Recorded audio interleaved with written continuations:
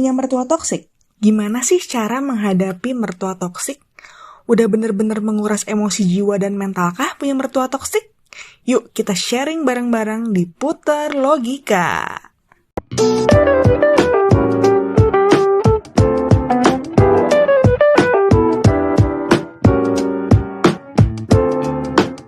Hubungan menantu dan mertua adalah hubungan yang kompleks. Kenapa kompleks?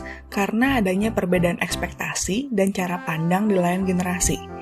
Hubungan menantu dan mertua juga merupakan konsekuensi ketika kita memilih pasangan. Siap gak siap, mau gak mau, suka atau enggak, harus bisa diterima oleh menantu. Mertua merupakan salah satu circle terdekat yang kerap kali menimbulkan perang dingin atau menimbulkan ribut secara terang-terangan. Setelah berusaha berkomunikasi dengan mertua dan merasa buntu dan dirasa tidak menemukan jalan keluar, maka muncul pertanyaan di dalam pikiran. Gimana sih cara menghadapi mertua yang toksik? Setelah mengidentifikasi bahwa mertua kamu adalah mertua yang toksik dari video gue di episode pertama, yang udah gue bahas sebelumnya, yuk kita lanjutkan lagi pada kesempatan kali ini dengan topik cara menghadapi mertua yang toksik.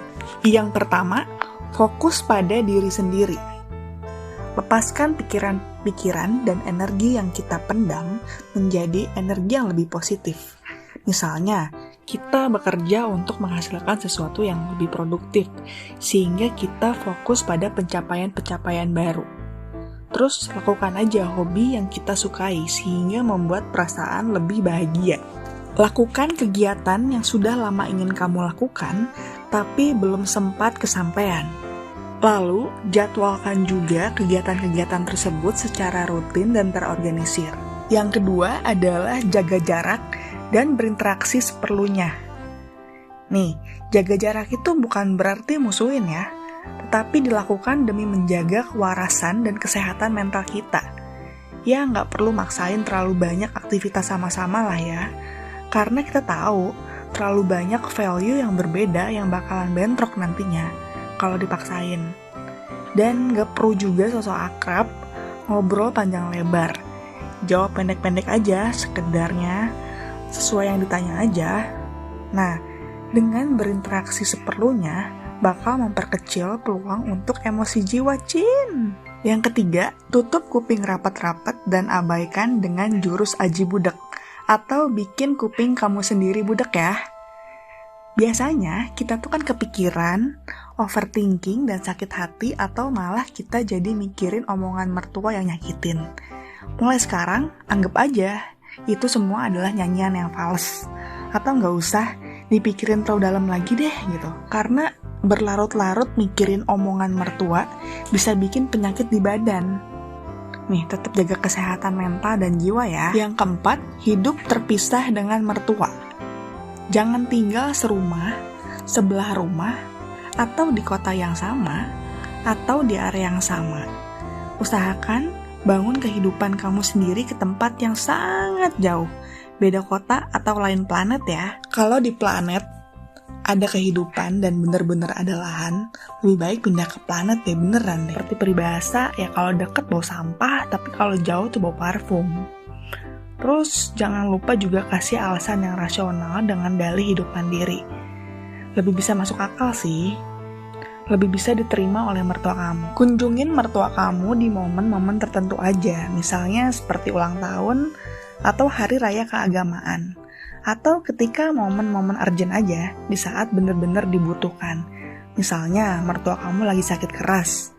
Boleh tuh kamu datang untuk berkunjung atau ngerawat mertua kamu. Tapi ingat ya, ekspektasinya nggak boleh terlalu berlebihan. Bukan untuk caper atau untuk dianggap sama mertua kamu, tapi lebih ke berbuat baik aja sesama manusia. Jadi turunkan ekspektasi kamu. Yang kelima, bicarakan dengan pasangan. Dengan catatan, kamu tahu tipe pasangan kamu tuh, pasangan yang memihak kepada kamu atau kepada mertua. Karena ada beberapa pasangan yang nggak bisa belain kamu dan harga diri kamu di depan keluarganya. Better keep sendiri aja deh kalau kayak gitu. Kalau pasangan kamu tipikal yang family man, utarakan perasaan kamu selama ini dan keluh kesah yang kamu alami.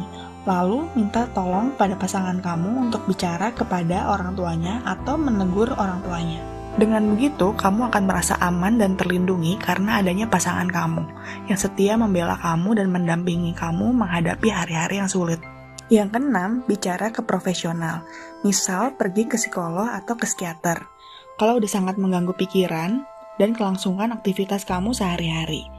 Dengan sebelumnya cari informasi dulu di mana psikolog atau psikiater terbaik di kota kamu ya. Kamu juga bisa mendapatkan saran yang objektif tanpa judgement, beserta treatment psikologi dan psikiater yang disesuaikan dengan apa yang kamu butuhkan. Yang ketujuh, dekatkan diri kamu kepada Tuhan. Doakan mertua kamu agar hatinya dilembutkan. Terkadang kita nggak tahu ya bagaimana cara Tuhan bekerja membolak-balikan hati manusia. Jangan lupa juga doakan diri kamu sendiri agar mendapatkan ketenangan pikiran dan kestabilan emosi. Sayangi diri kamu secara penuh dan seutuhnya. Yang kedelapan, maafkanlah mertua kamu. Gue sangat memahami ya kalau memaafkan bukanlah perkara yang mudah. Apalagi mengingat perbuatan dan perkataan yang mertua kamu lakukan. Kalaupun belum bisa, maafkanlah demi untuk melepaskan emosi negatif. Maafkanlah demi untuk kedamaian diri sendiri. Ya, walaupun ada peribahasa, memaafkan atau tidak itu pilihan, melupakan atau tidak itu bukanlah pilihan, tapi masalah memori aja. Sangat wajar ya, sebab otak kita tidak diciptakan untuk melupakan tetapi mengingat.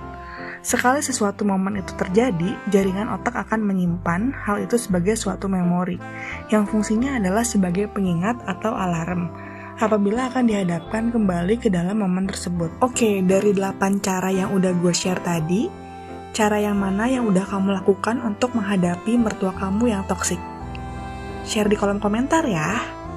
Salam putar logika, wadah nyalurin unek-unek di ulu jiwa.